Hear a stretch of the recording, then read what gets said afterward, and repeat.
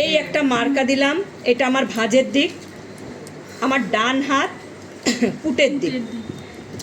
যেহেতু আমি কাপড়ে ড্রয়িং না করে পেপারে ড্রয়িং করছি, তাই এই দিকটাকে এটাকে আমরা ইঞ্চি হিসাবে ধরবো। এখান থেকে প্রথমেই নেবে লেন্থ নিলাম 30 পরে নেবে 1.5 ইঞ্চি। এবার এখান থেকে দুটো মার্কা দেওয়া আছে, নিচের মার্কাটা থেকে আমরা আপার ছাতির 6-এর ভাগটা পয়েন্ট নামালাম, পয়েন্টের মার্কাটা নামালাম, শেস্তের মার্কাটা যার যা থাকবে ফিগারে শেস্তের মার্কাটা নামালাম, এখান থেকে 6.2 নামালাম, শেস্তের মার্কার পরে 6.2 নামাবো। এবার দেখো এই মার্কাগুলোকে আমরা এভাবে লম্বালম্বি টেনে নিলাম। এই দেখো এই মার্কাগুলোকে লম্বালম্বি টেনে নিলাম। এবার এই জায়গাটা আমার লেন্থ লাস্ট পজিশন, এই জায়গাটা হয়ে গেল আমার নাম। এবার এক একজনের বডি এক এক রকম, তাই তাকে সেইভাবে দিতে হবে। কিভাবে দেব? ধরো এখানে আমরা পুটের অঙ্কটা দিলাম, আপার ছাতিকে 12 দিয়ে যে ভাগটা করলাম সেই ভাগটাকে আমরা এখানে বসালাম। পুট যা নেবে পুটের অ্যাঙ্গেল 2 সুতো বেশি নেবে। 2 সুতো বেশি নিতে গেলে এখানে আসলাম, আপার চেস্ট যা ওর এসে 37-এর সঙ্গে 3 যোগ করলাম, 37 + 3 40 ভাগ 4 করে যেটা বেরোলো অঙ্কটা বসিয়ে দিলাম। লাস্টে 1.5 ইঞ্চি রাখলাম।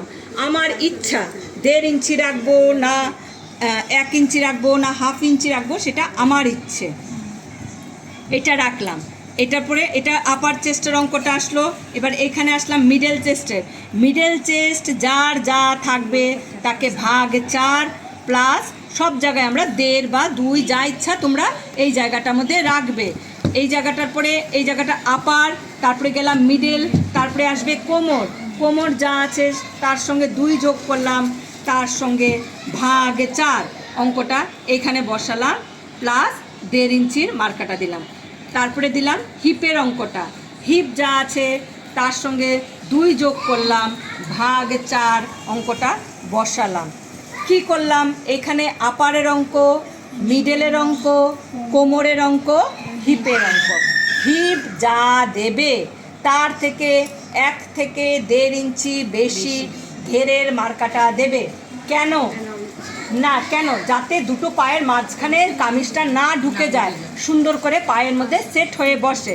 তাই এখানে আমরা দিলাম 11.5, তাহলে এখানে দেবো 12.5 বা 13। আবার নতুন করে শুরু হচ্ছে। কিচ্ছু না। এবার এই জায়গাটা, এই যে পুটের অ্যাঙ্গেলের স্কেলটাকে এইভাবে ধরবে, এই জায়গাটাকে এইভাবে মেলালাম।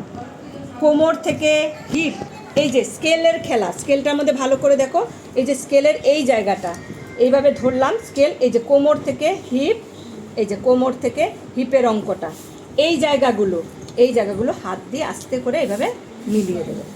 এই যে সুন্দর করে মিলিয়ে দেবে, বুঝলে? এই জায়গাটার মধ্যে এবার তোমার মোহরা কত আছে? মোহরা আছে 17। এই জায়গাটা এসছে কিনা দেখবে কিভাবে, দেখো এইভাবে ধরে এভাবে ঘুরিয়ে দেখো 17 এসে গেছে। যদি না আসতো এটা কিভাবে করবে? এখান থেকে মার্কাটা এইভাবে তুলে এভাবে ধরে এভাবে মিলিয়ে দেবে।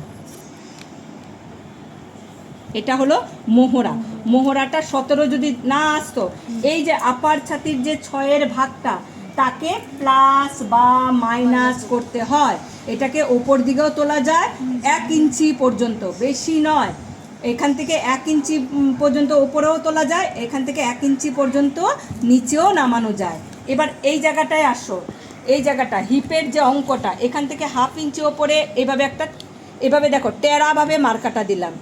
এবার এখান থেকে 1 ইঞ্চির একটা, এই জায়গাটা খুব ভালো করে দেখো, এই জায়গাটা হিপের অঙ্ক থেকে 1/2 ইঞ্চি ওপরে মার্কা দিলাম, দিয়ে টেরাভাবে দিলাম, দিয়ে এখান থেকে 1 ইঞ্চির একটা মার্কা দিলাম, দিয়ে স্কেলের যে সোজা অংশটা আছে এইভাবে ধরে এভাবে, আর এইখান থেকে ধরে এইভাবে।